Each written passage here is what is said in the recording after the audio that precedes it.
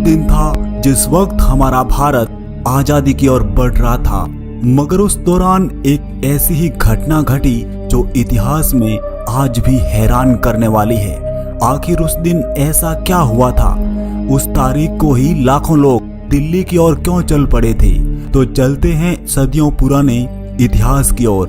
दोस्तों, आज से करीब 73 साल पहले एक ऐसी ही घटना घटी थी जिसने हमारे इतिहास को ही बदल दिया था। असल में वो तारीख थी 14 अगस्त 1947। उस एक रात ने ही हमारे भारत को पूरी तरह हिलाकर रख दिया था। आखिर उस 14 अगस्त की काली रात में ऐसा क्या हुआ था?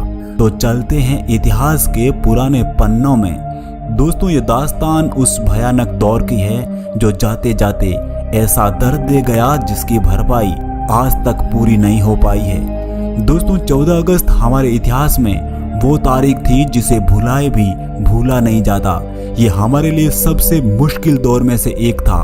असल में इन सब का फसाद था बंटवारा, भारत पाकिस्तान का बंटवारा। एक ऐसी लाइन जो सरहद में तब्दील हो गई थी। लोगों ने निर्णय लेने की क्षमता तक खो दी थी, क्योंकि रिश्ते तो लाइनों के दोनों तरफ थे। आखिर जाए तो जाए कहां?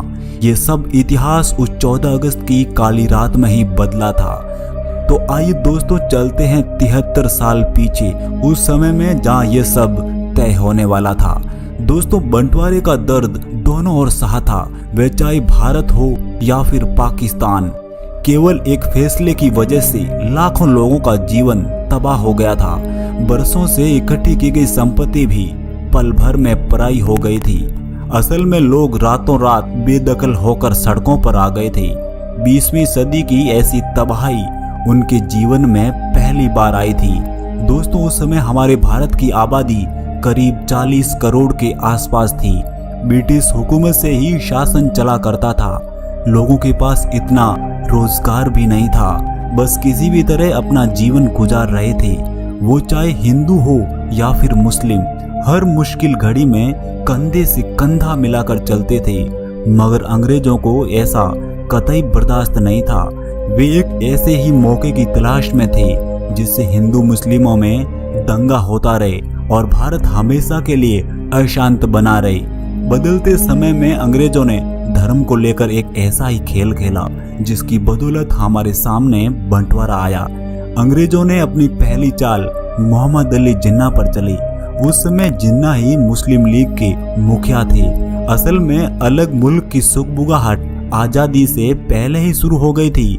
अंग्रेजों ने जो चाल चली थी, अब मुस्लिम उस चाल में पूरी तरह शरीक हो चुके थे। दूसरी ओर मुस्लिमों की अगर आबादी देखी जाए तो यह करीब 1/4 ही थी। फिर भी जिन्ना की ये जिद ही थी कि मुस्लिमों के लिए अलग मुल्क हो। पता नहीं जिन्ना ये सब क्यों भूल गए थे कि हजारों बरसों से ही तो साथ रहते आए हैं। तो फिर अब घुटन कैसी? अगर हिंदू मुस्लिम जनता की बात की जाए तो इस फसाद में कतई शामिल नहीं थे। वे तो बस बहकावे का शिकार हो गए थे। पंडित नेहरू भी जिन्ना की जिद के खिलाफ थे। ये वे जिन्ना ही थे जिन्होंने अंग्रेजों को जाते जाते दो मुल्कों के बीच लकीर खींचने का मौका दे दिया था। आखिर बदलते समय में वो 14 तारीख भी आई। 14 अगस्त की रात होने से पहले ही लोग रायसीना हिल्स पर जमा होने लगे और रात के 9 बजे तक करीब 5 लाख लोगों का हुजूम उमड़ पड़ा था। करीब रात 10 बजे पंडित नेहरू, सरदार पटेल, डॉक्टर राजेंद्र प्रसाद और माउंट बेटन वायसराय हाउस पहुंचे और फिर 12 बजने से पहले ही सारी कार्रवाई निपटा ली थी। घड़ी में 12 बजते ही ब्रिटिश झंडा उतारकर तिरंगे को लहरा दिया था। इस तरह दुनिया के नक्शे में 2 मुल्क आजाद हो गए थे। अब आजादी का जश्न शुरू हुआ ही था कि कुछ ही पलों में माहौल अशांति में बदल गया था। हर तरफ मौत का तांडव चल रहा था। इन दंगों में लाखों बेकसूर मारे गए थे। जिन लोगों ने एक साथ आजादी का सपना देखा था, अब वे ही एक दूसरे को मारने पे तुले थे। ये विभाजन दोनों तरफ दुखदाई था। अब विभाजन के काले छाये ने देश को घेर लिया था। कुछ लोग भारत से पाकिस्तान जा रहे थे, वहीं कुछ पाकिस्तान से भारत आ रहे थे। आने जाने के दौरान दोनों तरफ बंटवारे का दंश झेलना पड़ा। इस भयानक दौर में हर कोई एक दूसरे का दुश्मन बन रहे थे, मगर कुछ ऐसे लोग भी थे जिन्होंने इंसानियत के खातिर हिंदू मुस्लिमों में फर्क नहीं किया था और अपनी जान की परवाह किए बिना ही पीड़ितों को शरण दी थी जिन्हें वे जानते तक नहीं थे। असल में यह बंटवारा अफरा तफरी में ही हुआ था। माउंटबेटन को भी ज्यादा वक्त नहीं मिला था, फिर उन्हें जल्दबाजी में ही ऐसे बंटवारे को अंजाम देना पड़ा था। दोस्तों कमेंट में हमें जरूर बताइएगा कि इस बंटवारे पर आपकी क्या राय है और वीडियो लाइक के साथ चैनल सब्सक्राइब जरूर कीजिएगा। धन्यवाद।